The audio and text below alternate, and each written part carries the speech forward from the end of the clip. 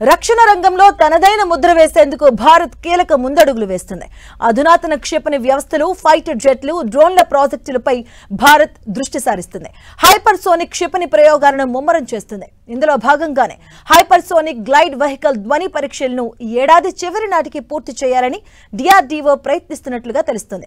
Operation సింధూర్లో దడ పుట్టించిన బ్రహ్మోస్ కంటే ఈ క్షిపణులు భీకరంగా పనిచేయబోతున్నట్లుగా తెలుస్తుంది. ఇక ఈ హైపర్సోనిక్ గ్లైడ్ వెహికల్స్ అత్యంత వేగంగా ప్రయాణిస్తూ సుదూర లక్ష్యాలను నిమిషాల్లో ఛేదించగల సామర్థ్యంతో డిజైన్ చేస్తున్నారు. శబ్ద వేగానికి 5-6 రెట్లు కంటే అధిక వేగంతో ఈ క్షిపణులు ప్రయాణించబోతున్నాయి. ఇక డిఆర్డీఓ సిద్ధం చేస్తున్న హెచ్జీవీ సుమారుగా గంటకు 7,000కు పైగా కిలోమీటర్ల వేగంతో దూసుకెళ్లేలా రూపొందిస్తున్నట్లుగా తెలుస్తుంది. 1500 నుంచి 2000 కిలోమీటర్ల దూరంలో ఉన్న లక్ష్యాలను ఛేదించగలదని అంచనా వేస్తున్నారు. వేగంతో పాటు దిశను మార్చుకునే సామర్థ్యం ఉండడంతో శత్రు దేశాల గగనతల రక్షణ వ్యవస్థలకు స్పందించే సమయం కూడా ఇవ్వదని రక్షణ రంగం నిపుణులు చెబుతున్నారు. హైపర్సోనిక్ క్రూజ్ క్షిపణులకు భిన్నంగా ఈ నూతన గ్లైడ్ ఉండబోతున్నట్లుగా తెలుస్తోంది.